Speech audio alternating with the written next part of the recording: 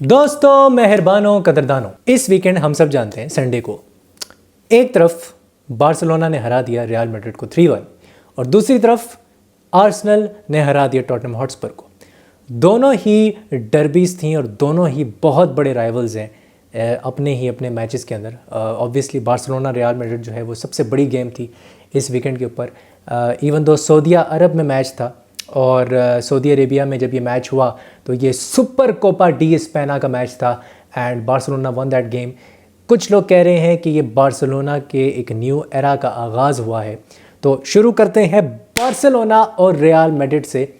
सबसे पहले मैं ये कहना चाहता हूँ कि absolutely spot on tactics from Xavi. उसने पेड्री को खिलाया, गावी को खिलाया, बुस्केट्स को खिलाया एंड खिलवाड़ किया उस मिडफील्ड के साथ जो कि रियल मैड्रिड की मिडफील्ड थी, जिसमें थे क्रूज और मॉड्रिच। मैंने डिफरेंट पॉडकास्ट पे मैं गया हूँ और मैंने डिफरेंट पॉडकास्ट पे ये बात की थी जब भी किसी रियल मैड्रिड ने मुझसे क्वेश्चन पूछा था कि क्या रियल मैड्रिड जीतेगी। मैंने आंसर में कहा था कि रियल मैड्रिड सिर्फ तब जीतेगी अगर वो क्रूज या मॉड्रिच दोनों को ड्रॉप कर दे या फिर क्रूज या मॉड्रिच में से किसी एक को खिलाए। और आई पर्सनली फील कि कामाविंगा चुआमेनी को बहुत ज़्यादा मिस किया इस गेम में। कामाविंगा खेल रहा था और मैं समझता हूँ कि फेडे वलवर्डे जो कि राइट विंग पे खेलता है, अगर उसको मिडफील्ड 3 में लेके आया जाए तो ही इज़ मोर इफेक्टिव। ये मेरा पर्सनल ओपिनियन है, मुझे ऐसा लगता है। राइट विंग पे yes he is a bombastic player, एक ब्लॉकबस्टर प्लेयर है, तबाही किस्म का बॉक्स टू बॉक्स मिडफील्डर है। बैक 5 में भी आके वो ड्रॉप इन करता है जब भी वो बैक 5 में आ रहा होता है रियल मैड्रिड के लिए।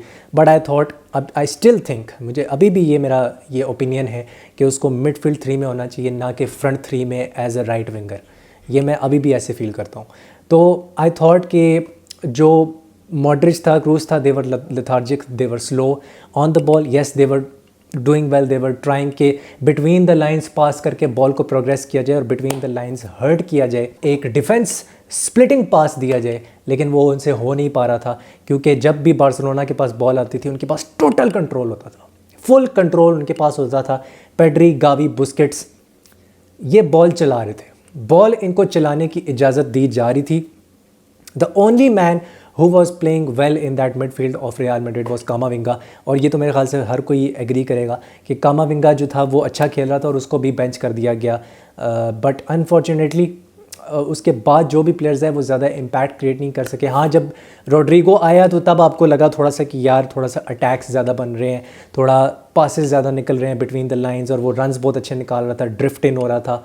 उसको भी राइट विंग से वो ड्रिफ्ट हो रहा था। फिर सेंटर में some of the inductions were not good और रोड्रिगो के अलावा मुझे किसी ने ज़्यादा इंप्रेस नहीं किया। आई हैव टू से कि जो डिफेंस है बार्सिलोना का एब्सोल्युटली ब्रिलियंट था। अराहो, क्रिस्टियनसन, कुंडे, भाई ये कुंडे साहब ने ताला लगा दिया है सेंटर बैक पोजीशन में, ताला लगा दिया है। एक बजूका है वो आपके फुल बैक्स को लाइसेंस देता है कि वो आगे जाके बॉम्बार्ड भी करें, ख़ास तौर पे आपका जो राइट बैक है अराहो। और अराहो ने अपनी जेब में रखा हुआ था विनीशियस जूनियर को, अपनी जेब में था वो। जब उसने पॉकेट चेक की होगी ना घर जाके, उसने चाबी निकाली होगी, उसने वॉलेट निकाला होगा और फिर उसने साथ में निकाला होगा Vinicius junior. He was that good, he was absolutely fantastic. तो ये जो था ना, मुझे लगा कि उस राइट फ्लैंक पे अराहो ने अपना काम करके दिखाया। एंड मिडफील्ड में आई रियली थॉट कि Busquets had a brilliant game क्योंकि वो प्रेस रेजिस्टेंट था। उसके ऊपर जो प्रेशर बंदा मारा था वो वहाँ से बॉल निकाल देता था, पेड्री को फीड कर देता था, गावी को फीड कर देता था और गावी और पेड्री के पास स्पेस ही स्पेस था, फिर स्पेस ही स्पेस होता था। गंदी डिसओरिएंटेड प्रेसिंग की थी रियल मैड्रिड ने। रियल मैड्रिड की प्रेसिंग वॉज एब्सोल्युटली डिसओरिएंटेड और उसका कोई फ़ायदा नहीं था व्हाट्सोएवर। बिकॉज अगेन मैंने कहा कि क्रूज और मॉड्रिच को साथ खिलाओगे तो ये होगा। इंटेंसिटी नहीं नज़र आई मुझे। मैं समझता हूँ कि अगर इंटेंसिटी इधर होती तो शायद मिडफील्ड के अंदर रियल मैड्रिड ये गेम निकाल के ले जाती, but it was a sad state of affairs. फिर वो जो तीसरा गोल हुआ जिसमें ऑब्वियसली पेड्री ने गोल मारा और असिस्ट किया गावी ने, वो जो हूफ की बॉल्स वहाँ से लेफ्ट विंग से रियल मैड्रिड ने, वो क्या था? आपको पता है आपके ऊपर प्रेस हो रही है, you have an intensive press on your players. आप अपने एक प्लेयर को हूफ करके बॉल दे रहे हो वापस और वहाँ पे वो बॉल छीनी है बार्सिलोना ने और फिर सीधा फीड किया गावी को। आई थिंक बुस्केट्स ने बॉल छीनी थी और वो गावी को फीड किया लेफ्ट फ्लैंक पे। गावी ने बहुत शानदार पास दिया।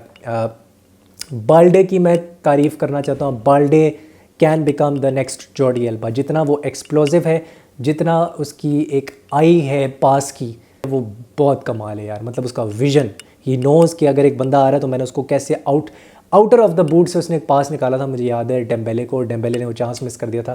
खैर डेम्बेले ऐसी हरकतें करता है, कभी कभी बहुत अच्छा होता है क्लिनिकल, और कभी कभी बिल्कुल ही मतलब शिट शो होता है उसकी तरफ से as far as the finishing is concern. लेकिन आई थॉट कि बाल्डे भाई इतना इंडस्ट्रियस आपको एक फुल बैक, लेफ्ट बैक मिल चुका है कि मुझे लग रहा है कि the next Jordi Alba is going to be him. जो हम नए एरा का आगाज़ हम कहते हैं ना कि नया एरा आगाज़ उसका हो गया। आई फील कि Pedri is the next Iniesta and Balde is the next Jordi Elba.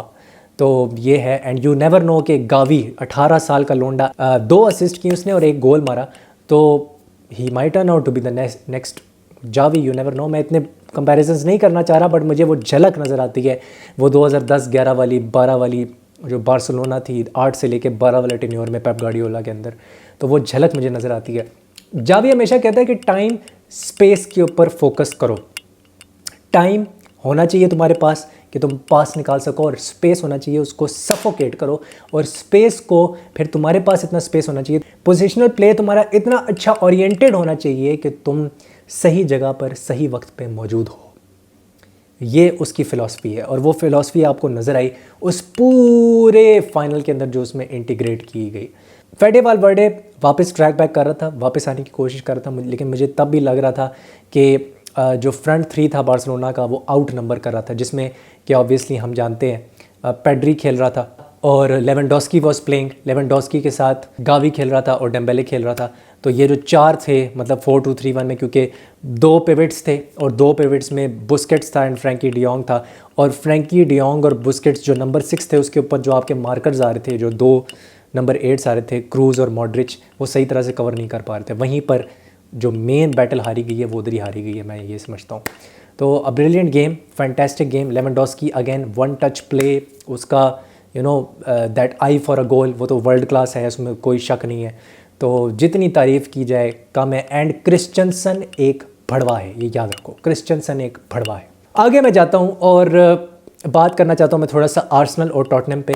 Arsenal Tottenham I really thought कि सेंट्रल मिडफील्ड पोजीशंस में ना ओवरलोड क्रिएट हो गया था। वो ऐसे ओवरलोड क्रिएट हुआ था कि पेपे मैटेसार जो था और हॉयबर्ग जो था, जो डबल पिवट था टॉटनहम का, उसको 3-3 बंदे उस पर चढ़े हुए थे, जिसमें ओडिगार्ड था, जाका था और पार्टे था। तो ये 3 वर्सेस 2 जब मैन मिडफील्ड हुई है तो ये आउट नंबर हुए हैं। न्यूमेरिकल सुपीरियरिटी मिली थी टॉटनहम हॉटस्पर के खिलाफ आर्सेनल को, और वो न्यूमेरिकल सुपीरियरिटी जब बॉल आती थी आर्सेनल के पास तो वो क्रिएट की गई थी। तो ये मुझे लगा एक मास्टर क्लास था आर्टेटा की तरफ से। और समटाइम्स पोजिशनल प्ले इतना तगड़ा होता था कि जब 5-4-1 बनाया हुआ था स्पर्स ने, 5-4-1 का पैंक बनाया हुआ था, तो उसके खिलाफ एक बॉक्स बना दिया जाता था। वो बॉक्स इस तरह होता था कि फॉर एग्जांपल अगर जाका है या ओडीगार्ड है, वो हाफ स्पेसेस के अंदर हैं, तो वहाँ पर बेन वाइट आ जाता था, वो टक इन करता था राइट विंग से, और वो डबल पिवट पे साथ देता था पार्टे का। तो ये एक बॉक्स बन जाता था, जिस बॉक्स की वजह से वो और न्यूमेरिकल सुपीरियरिटी मिलती थी, क्योंकि वो जो मिडफील्ड थी बिल्कुल नैरो थी। 5-4-1 में बिल्कुल जो 4 वाला बैंक था स्पर्स का, वो बिल्कुल नैरो हुआ था, और उसके खिलाफ उन्होंने बिटवीन द लाइंस 2 बंदे रखे हुए थे, और वो था जाका एंड ओडीगार्ड।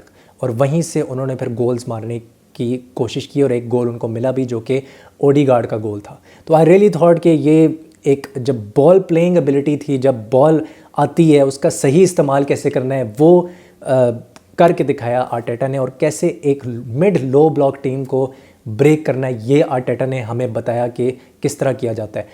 और साथ में जब ये सब हो रहा था तो 1-on-1 क्रिएट हो रहा था डोहर्टी के अगेंस्ट फ्लैंक्स पे मार्टिनेली का, और जो दूसरा विंग था जिसमें रायन सेसेन्योन जो था, रायन सेसेन्योन ही had a good game offensively, लेकिन डिफेंसिवली वो बहुत शिट गेम खेल रहा था, और उधर साका उसको ट्रूली एक्सपोज कर रहा था। और साका के साथ जो एक ट्वीक किया आर्टेटा ने अपने इस टैक्टिकल मास्टर क्लास में, वो ये था कि जब भी साका रन मारता था रायन सेसेन्योन के अगेंस्ट, तो ओवरलोड में एक बंदा ओवरलैप में और रन मारा था, वो था बेन वाइट।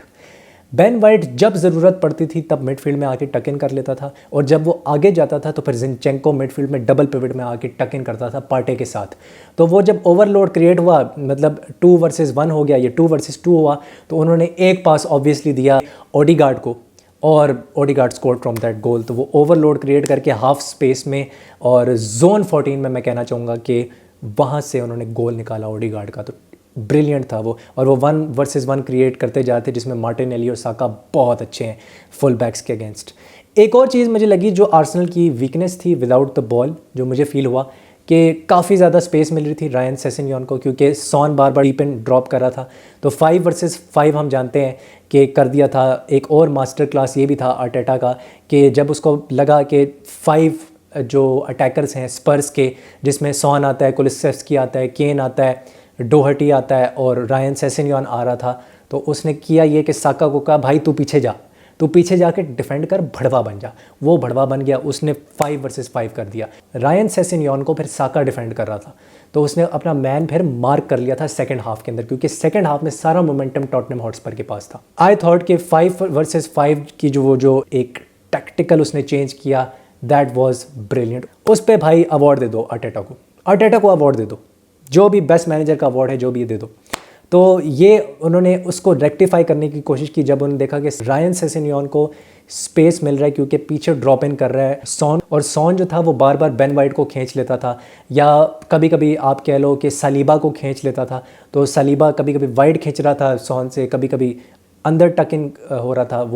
वो जो लाइन थी हाई लाइन वो ब्रेक हो रही थी आर्सेनल की। तो उसको रेक्टिफाई करने के लिए भी विदाउट द बॉल बहुत अच्छा काम किया। और एक तारीफ़ करना चाहूँगा एनकीटिया की। एनकीटिया जब भी पीछे ड्रॉप इन करता था एरिक डायर को खींच लेता था, एक मैग्नेट था एनकीटिया, एरिक डायर का मैग्नेट था। एरिक डायर खींचा चला जाता था, उसकी पोजिशनल प्ले बड़ी हुई थी, वो खींचा चला जाता था, पीछे स्पेस बनता था, एक पास एंड चांस बन जाता था या तो मार्टिनेली के लिए या फिर साका के लिए। हालांकि वो 1 वर्सेस 1 काफ़ी कम क्रिएट हुए, लेकिन चांसेस क्रिएट हुए थे और बहुत स्पेस बन रहा था, ख़ास तौर पे क्रिश्चियन रोमेरो और लॉन्गले के बीच में।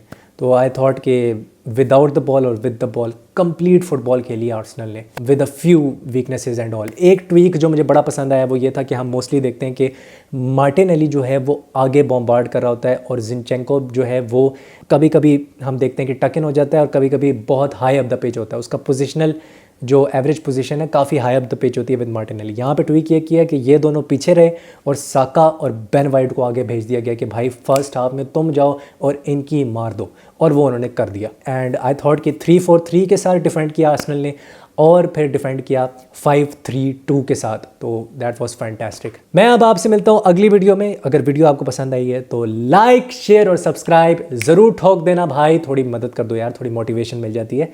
थोड़ा सा भाई की मदद कर दो यार, ठोक दो सब्सक्राइब, ठोक दो अगर यहाँ तक पहुँच गए तो। मैं आपसे मिलता हूँ अगली वीडियो में। हस्तला विस्ता।